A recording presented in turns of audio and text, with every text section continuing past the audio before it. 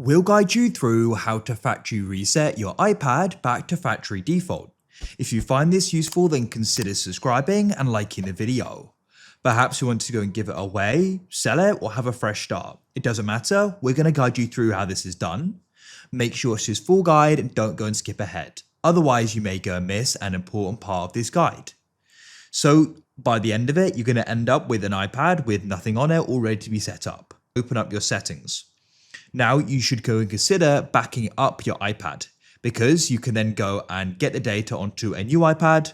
So that can be good to go and do because everything will be lost. You can come to the top of your settings and type your name to get your Apple ID account here.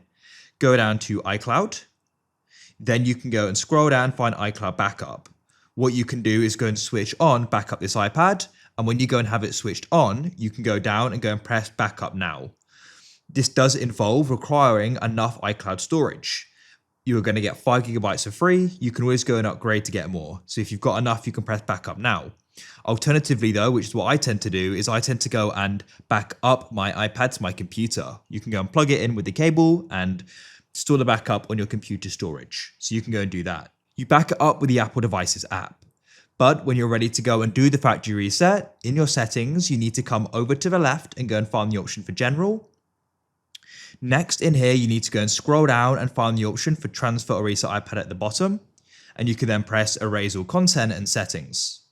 It says here, erasing will sign out of your Apple account and remove your personal data. You see this is going to be removed, so go and press Continue. Confirm the decision, it's all going to be lost, make sure you're sure. Then what you can do is go and enter in the passcode for the iPad. And you can then go and choose if you want to go and erase anyway, or I want to. Then enter in your password to go and remove the Apple account. Now enter in the password to go and turn off Find My and the activation lock, and you can go and factory reset it. It's that simple.